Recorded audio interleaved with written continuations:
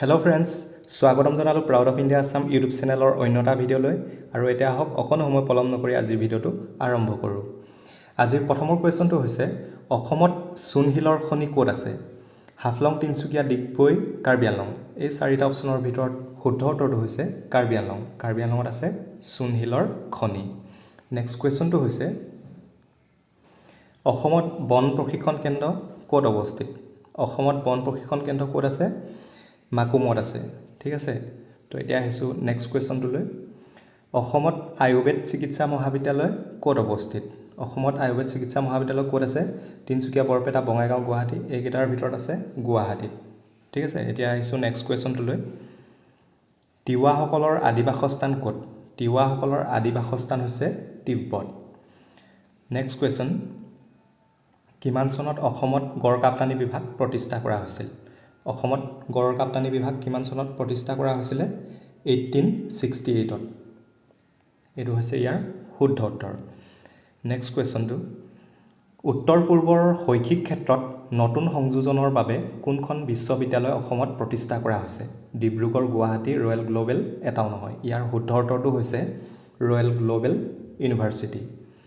Next question, সমগ্ৰ উত্তৰ পূবৰ প্ৰথমখন পেট্ৰ'কেমিকেল প্ৰজেক্টৰ নাম কি? অসম পেট্ৰ'কেমিকেলছ লিমিটেড, ব্ৰহ্মপুত্ৰ কেঁচা আৰু পৰিমাৰ লিমিটেড, কেমিকেল আৰু পেট্ৰ'কেমিকেল উদ্যোগ অসম, আৰু এটাও নহয়। ইয়াৰ শুদ্ধ উত্তৰটো হৈছে ব্ৰহ্মপুত্ৰ ক্ৰেকাৰ আৰু পলিমাৰ লিমিটেড। ইয়াৰ শ্বৰ্ট ফৰ্মটো হৈছে BCPL। নেক্সট কুৱেশ্যন, অসমৰ কোনখন বিলক পক্ষী অভয়াৰণ্য বুলি স্বীকৃতি দিয়া হৈছে? কাপলা, চান্দুবি, দীপৰ বিল। ইয়াৰ শুদ্ধ উত্তৰটো হৈছে দীপৰ বিল। নেক্সট কুৱেশ্যন, অসমৰ আটাইতকৈ বৃহত্তম ৰেল জংচন কোনটো? তিনিচুকীয়া, মৰিয়নি, ৰঙিয়া, লামডিং। ইয়াৰ শুদ্ধ উত্তৰটো হৈছে লামডিং জংচন। এইটো হৈছে বৃহত্তম ৰেল জংচন অসমৰ ভিতৰত। নেক্সট কুৱেশ্যন, অসমৰ আটাইতকৈ দীঘল দলংখনৰ নাম কি? ইয়াৰ শুদ্ধ উত্তৰটো হৈছে ভূপেন হাজৰিকা সেতু, অৰ্থাৎ ঢলা শদিয়া দলংখন হৈছে অসমৰ আটাইতকৈ দীঘল দলং। ঠিক আছে, ইয়াৰ পাছৰ কুৱেশ্যনটো হৈছে, কিমান চনত ডিগবৈৰ বলবিলত তেলৰ পুং আৱিষ্কাৰ হৈছিলে? ইয়াৰ শুদ্ধ উত্তৰটো হৈছে 1889ত ডিগবৈৰ বলবিলত তেলৰ পুং আৱিষ্কাৰ হৈছিলে। এতিয়া আহিছোঁ নেক্সট কুৱেশ্যনটোলৈ। ডিগবৈত কিমান চনত তেলৰ শোধনাগাৰ নিৰ্মাণ কৰা হৈছিল? এইটো হয়তো সকলোৱে জানে, 1901 চনত ডিগবৈত তেলৰ শোধনাগাৰ নিৰ্মাণ কৰা হৈছিলে প্ৰথমতে। নেক্সট কুৱেশ্যনটো হৈছে, কামাখ্যা মন্দিৰৰ সন্মুখত থকা সৰু পুখুৰীটোৰ নাম কি? সীতাকুণ্ড, সৌভাগ্যকুণ্ড, তাম্ৰকুণ্ড, পৰশুৰাম কুণ্ড। ইয়াৰ শুদ্ধ উত্তৰটো হৈছে সৌভাগ্যকুণ্ড, যিটো কামাখ্যা মন্দিৰৰ সন্মুখত থকা সৰু পুখুৰী তাৰ নাম। নেক্সট কুৱেশ্যনটো হৈছে, গুৱাহাটীত নিৰ্মাণ কৰা ভগৱান ভেংকটেশ্বৰৰ মন্দিৰটোৰ নাম কি? বশিষ্ঠ মন্দিৰ, কামাখ্যা মন্দিৰ, তিৰুপতি বালাজী মন্দিৰ, উমানন্দ মন্দিৰ। ইয়াৰ শুদ্ধ উত্তৰটো হৈছে তিৰুপতি বালাজী মন্দিৰ। নেক্সট কুৱেশ্যন, শ্ৰীসূৰ্য পাহাৰ কোনখন জিলাত অৱস্থিত? শ্ৰীসূৰ্য পাহাৰ কামৰূপ, কাৰ্বি আংলং, গোৱালপাৰা, ডিমা হাছাও। এইকেইটাৰ ভিতৰত হৈছে গোৱালপাৰা জিলাত অৱস্থিত শ্ৰীসূৰ্য পাহাৰ। নেক্সট কুৱেশ্যন, জয়সাগৰ পুখুৰী অসমৰ কোন ঠাইত অৱস্থিত? শিৱসাগৰ, যোৰহাট, গোলাঘাট, তেজপুৰ। এইটো হয়তো সকলোৱে জানে যে জয়সাগৰ পুখুৰী ক'ত আছে? শিৱসাগৰত আছে। নেক্সট কুৱেশ্যন, উত্তৰ পূব উন্নয়ন বিত্তীয় নিগমৰ কাৰ্যালয় ক'ত অৱস্থিত? ৰঙিয়া, গুৱাহাটী, শ্বিলং, কোকৰাঝাৰ। উত্তৰ পূব উন্নয়ন বিত্তীয় নিগমৰ কাৰ্যালয় গুৱাহাটীত অৱস্থিত। ঠিক আছে, তো নেক্সট কুৱেশ্যনটোৰ মাজলৈ আহিছোঁ। ভাৰতীয় ৰেলৱেৰ আটাইতকৈ দীঘল ৰেলপথটো ক'ৰ পৰা ক'লৈ বিস্তৃত? এইটো হৈছে ডিব্ৰুগড়, কন্যাকুমাৰী। এইটো হৈছে আটাইতকৈ দীঘল ৰেলপথ ভাৰতৰ ভিতৰতে। তো নেক্সট কুৱেশ্যনটোৰ মাজলৈ আহিছোঁ। অসমৰ কোনখন জিলা সৰ্বপ্ৰথমে ধঁপাত নিষিদ্ধ হিচাপে ঘোষণা কৰা হৈছিল? ডিব্ৰুগড়, যোৰহাট, নগাঁও, বৰপেটা। ইয়াৰ শুদ্ধ উত্তৰটো হৈছে যোৰহাট। যোৰহাট জিলাক সৰ্বপ্ৰথমে ধঁপাত নিষিদ্ধ হিচাপে ঘোষণা কৰা হৈছিলে। নেক্সট কুৱেশ্যন, অসমে আন্তৰ্জাতিক সীমান্ত স্পৰ্শ কৰা দেশকেইখনৰ নাম কি? ইয়াৰ শুদ্ধ উত্তৰটো হৈছে ক আৰু খ দুয়োটাই, অৰ্থাৎ ভূটান আৰু বাংলাদেশ হৈছে অসমে আন্তৰ্জাতিক সীমান্ত স্পৰ্শ কৰা দেশ। নেক্সট কুৱেশ্যন, অসমৰ প্ৰথম বন সংৰক্ষক কোন আছিলে? প্ৰদীপ্ত বৰুৱা, অশ্বনী কুমাৰ, বিনয় গুপ্তা, মহিশ চন্দ্ৰ মেৰী। ইয়াৰ শুদ্ধ উত্তৰটো হৈছে মহিশ চন্দ্ৰ মেৰী আছিলে অসমৰ প্ৰথম বন সংৰক্ষক।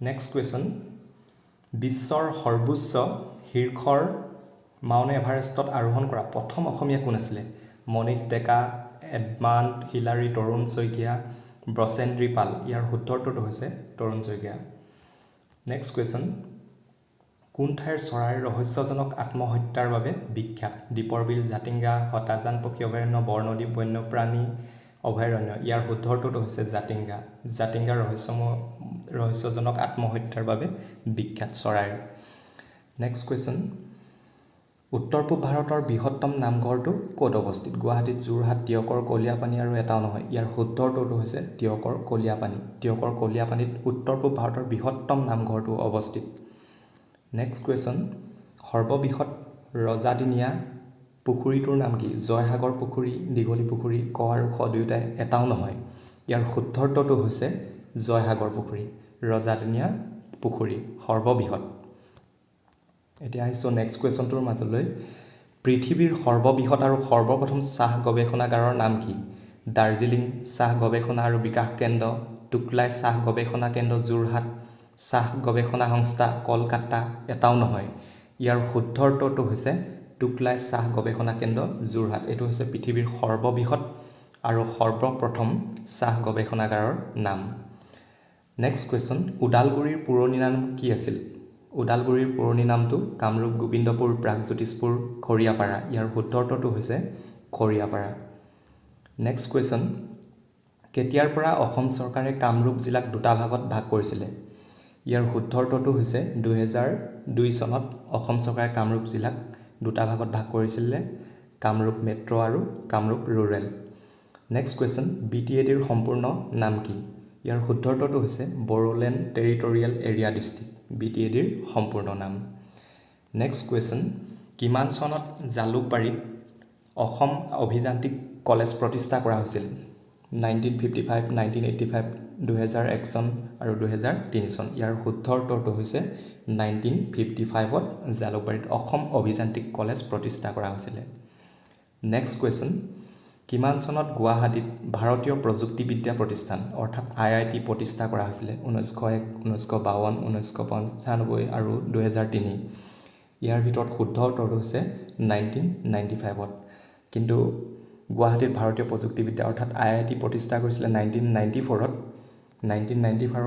প্ৰতিষ্ঠা কৰিছিলে কিন্তু প্ৰগ্ৰেমবিলাক ষ্টাৰ্ট হৈছিলে 1995ৰ পৰা ঠিক আছে তো এতিয়া আহিছোঁ নেক্সট কুৱেশ্যনটোৰ মাজলৈ কিমান চনৰ ভূমিকম্পৰ ফলত চানডুবি বিলৰ সৃষ্টি হৈছিলে এইটো এটা খুবেই গুৰুত্বপূৰ্ণ কুৱেশ্যন ইয়াৰ এনসাৰটো হৈছে 1897 চনৰ 12 জুন কি হৈছিলে ভূমিকম্পৰ ফলত চানডুবি বিলৰ সৃষ্টি হৈছিলে এই তাৰিখটোতে ঠিক আছে তো নেক্সট কুৱেশ্যনটো হৈছে কানাই বৰশী বোৱা শিলালিপি অসমৰ কোনখন পাহাৰত অৱস্থিত এইটো এটা খুবেই গুৰুত্বপূৰ্ণ কুৱেশ্যন নীলাচল ভস্মাচল উত্তৰ গুৱাহাটী মৰ্ণি কৰ্ণেশ্বৰ পাহাৰত এটাও নহয় ইয়াৰ শুদ্ধৰটো হৈছে উত্তৰ গুৱাহাটীৰ মণিকৰ্ণেশ্বৰ পাহাৰত কানাই বৰশী বোৱা শিলালিপি অৱস্থিত ঠিক আছে তো এতিয়া আহিছোঁ নেক্সট কুৱেশ্যনটোৰ মাজলৈ তাম্ৰেশ্বৰী মন্দিৰ ক'ত অৱস্থিত এইটো এটা বহুতেই গুৰুত্বপূৰ্ণ শিৱসাগৰ যোৰহাট শদিয়াৰ ঢল নদীৰ পাৰত এটাও নহয় ইয়াৰ শুদ্ধৰটো হৈছে শদিয়াৰ ঢল নদীৰ পাৰত তাম্ৰেশ্বৰী মন্দিৰ অৱস্থিত নেক্সট কুৱেশ্যন নৰ্থ ব্ৰুক তোৰণখনক বৰ্তমান কি নামেৰে জনাজাত Assam gateway of Guwahati Guwahati gateway of Assam ইয়াৰ শুদ্ধৰটো হৈছে gateway of Assam north brook তোৰণখনক বৰ্তমান কি নামেৰে জনা যায় গেটৱে অফ আছাম ঠিক আছে তো নেক্সট কুৱেশ্যনটোৰ মাজলৈ আহিছোঁ গুৱাহাটীৰ কোনটো মন্দিৰত সূৰ্যকে ধৰি 9টা গ্ৰহৰ শিলা চিহ্ন পোৱা যায় কামাখ্যা মন্দিৰ নৱগ্ৰহ মন্দিৰ বশিষ্ঠ মন্দিৰ এটাও নহয় ইয়াৰ শুদ্ধ উত্তৰটো হৈছে নৱগ্ৰহ মন্দিৰ এইটো মন্দিৰত কি হয় সূৰ্যকে ধৰি 9টা গ্ৰহৰ শিলা চিহ্ন পোৱা যায় নেক্সট কুৱেশ্যন হাজোৰ পুৱামক্কা ক'ত অৱস্থিত ভস্মাচল গৰুৰাচল পাহাৰত নীলাচল পাহাৰত এটাও নহয় ইয়াৰ শুদ্ধ উত্তৰটো হৈছে গৰুৰাচল পাহাৰত হাজোৰ পুৱামক্কা অৱস্থিত নেক্সট কুৱেশ্যনটো কিহক গুৱাহাটীৰ চিটি এনিমেল বুলি কোৱা হয় বৰালি মাছ ঘৰিয়াল ৰিভাৰ ডলফিন এটাও নহয় ইয়াৰ শুদ্ধৰটো হৈছে ৰিভাৰ ডলফিন বা শিহুক গুৱাহাটীৰ চিটি এনিমেল বুলি কোৱা হয় এইটো এটা বহুত ইম্পৰ্টেণ্ট কুৱেশ্যন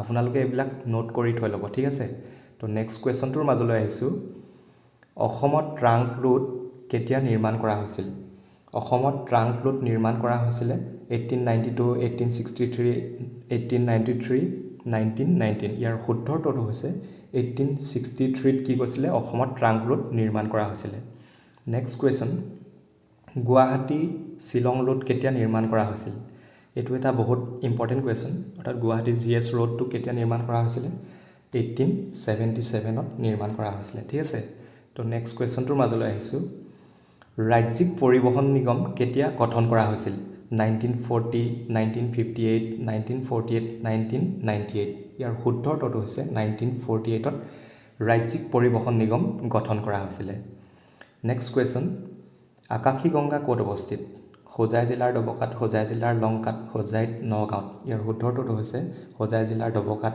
আকাশী গংগা অৱস্থিত নেক্সট কুৱেশ্যন উমানন্দৰ ওপৰত থকা সৰু দ্বীপ দুটাৰ নাম কি কি কৰ্মনাখা আৰু উৰ্বশী কৰ্মনাখা আৰু ৰজাদুৱাৰ কৰ্মনাখা আৰু উমানন্দ এটাও নহয় ইয়াৰ শুদ্ধ উত্তৰটো হৈছে কৰ্মনাখা আৰু উৰ্বশী নেক্সট কুৱেশ্যন কাক পিকক আইলেণ্ড বুলি কোৱা হয় এইটো এটা খুবেই ইম্পৰ্টেণ্ট কুৱেশ্যন ইয়াৰ শুদ্ধ উত্তৰটো হৈছে উমানন্দক পিকক আইলেণ্ড বুলিও কোৱা হয় নেক্সট কুৱেশ্যন গুৱাহাটী ৱাৰ চিমেণ্ট্ৰি ক'ত অৱস্থিত গুৱাহাটীৰ নৱগ্ৰহ পাহাৰৰ উজনিত গুৱাহাটীৰ নৱগ্ৰহ পাহাৰৰ নামনিত গুৱাহাটীৰ নীলাচল পাহাৰৰ নামনিত আৰু এটাও নহয় ইয়াৰ শুদ্ধ উত্তৰটো হৈছে গুৱাহাটীৰ নৱগ্ৰহ পাহাৰৰ নামনিত গুৱাহাটীৰ ৱাৰ চিমেণ্ট্ৰি অৱস্থিত নেক্সট কুৱেশ্যন অসমত মুঠ কিমানখন ৰাষ্ট্ৰীয় উদ্যান আছে অসমত মুঠ ৰাষ্ট্ৰীয় উদ্যানৰ সংখ্যা হৈছে 7খন ঠিক আছে তো নেক্সট কুৱেশ্যনটোৰ মাজলৈ আহিছোঁ কিমান চনত কাজিৰঙাক ৰাষ্ট্ৰীয় উদ্যান ৰূপে স্বীকৃতি দিয়া হৈছিল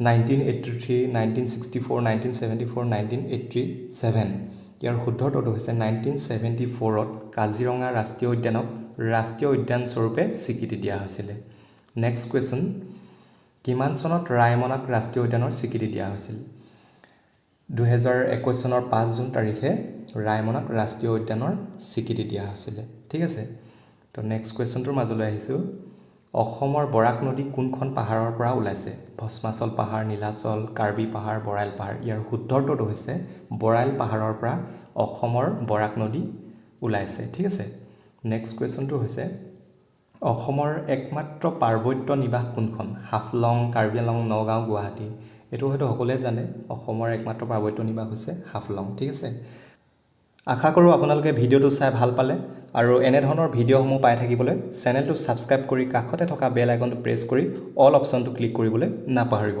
ধন্যবাদ